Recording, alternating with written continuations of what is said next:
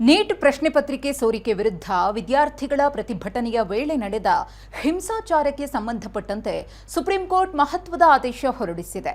ಈ ಪ್ರಕರಣದ ತನಿಖೆಗೆ ವಿಶೇಷ ತನಿಖಾ ತಂಡ ರಚಿಸಲು ಪೀಠ ನಿರ್ಧರಿಸಿದೆ. ಇದರ ಜೊತೆಗೆ ಯಾವುದೇ ಅಪರಾಧ ಹಿನ್ನೆಲೆ ಇಲ್ಲದ ವಿದ್ಯಾರ್ಥಿಗಳನ್ನು ತಕ್ಷಣವೇ ಬಿಡುಗಡೆ ಮಾಡುವಂತೆ ಸುಪ್ರೀಂ ಕೋರ್ಟ್ ನಿರ್ದೇಶಿಸಿದೆ.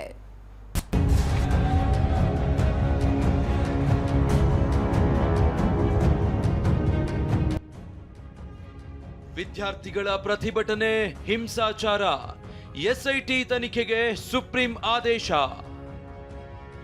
ಕ್ರಿಮಿನಲ್ ಹಿನ್ನೆಲೆ ಇಲ್ಲದ ವಿದ್ಯಾರ್ಥಿಗಳನ್ನ ತಕ್ಷಣ ಬಿಡುಗಡೆ ಮಾಡಿ. ದೆಹಲಿಯಲ್ಲಿ ವಿದ್ಯಾರ್ಥಿಗಳ ಪ್ರತಿಭಟನೆ ವೇಳೆ ಸಂಭವಿಸಿದ ಹಿಂಸಾಚಾರದ ಕುರಿತು ಸಲ್ಲಿಕೆಯಾಗಿದ್ದ ಅರ್ಜಿ ವಿಚಾರಣೆ ಸುಪ್ರೀಂ ಕೋರ್ಟ್ನಲ್ಲಿ ನಡೆಯಿತು. ನಿಷ್ಪಕ್ಷಪಾತ ತನಿಖೆಗೆ ಎಸ್ಐಟಿ ರಚಿಸುವುದಾಗಿ ಸುಪ್ರೀಂ ಕೋರ್ಟ್ ತಿಳಿಸಿದೆ. ಇದೇ ವೇಳೆ ಹಿಂಸಾಚಾರದ ನೆಪದಲ್ಲಿ ಬಂಧನಕ್ಕೊಳಗಾಗಿದ್ದ ವಿದ್ಯಾರ್ಥಿಗಳ ಪರವಾಗಿ ಕೋರ್ಟ್ ಧ್ವನಿ ಎತ್ತಿದೆ. ಯಾವುದೇ ಅಪರಾಧದ ಹಿನ್ನೆಲೆ ಇಲ್ಲದಿದ್ರೂ ಕಸ್ಟಡಿಯಲ್ಲಿದ್ದ ವಿದ್ಯಾರ್ಥಿಗಳನ್ನ ತಕ್ಷಣವೇ ರಿಲೀಸ್ ಮಾಡುವಂತೆ ಆದೇಶಿಸಿದೆ.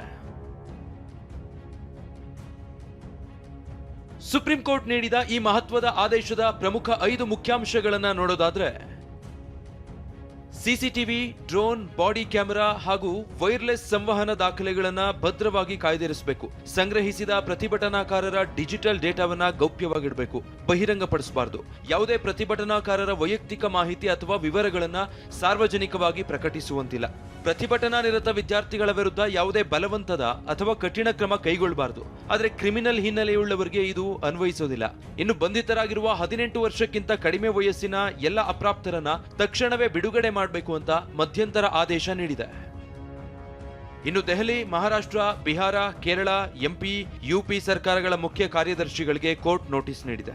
ಸುಪ್ರೀಂ ಕೋರ್ಟ್ನ ಈ ಆದೇಶದಿಂದ ಕಸ್ಟಡಿಯಲ್ಲಿದ್ದ ಹಲವು ಯುವಕರ ಭವಿಷ್ಯಕ್ಕೆ ಎದುರಾಗಿದ್ದ ಕಂಟಕ ಸದ್ಯಕ್ಕೆ ದೂರವಾಗಿದೆ. ಯಾವುದೇ ಅಪರಾಧ ಹಿನ್ನೆಲೆ ಇಲ್ಲದ ಶೈಕ್ಷಣಿಕ ಹಿನ್ನೆಲೆಯುಳ್ಳ ವಿದ್ಯಾರ್ಥಿಗಳನ್ನ ಜೈಲಲ್ಲಿಡುವುದು ಸೂಕ್ತವಲ್ಲ ಎಂಬ ಅಭಿಪ್ರಾಯ ವ್ಯಕ್ತವಾಗಿದೆ. ಹೀಗಾಗಿ ಎಸ್ಐಟಿ ತನಿಖೆಯ ಜೊತೆಗೆ ಬಂಧಿತರ ಬಿಡುಗಡೆ ಪ್ರಕ್ರಿಯೆಯೂ ಆರಂಭವಾಗಲಿದೆ.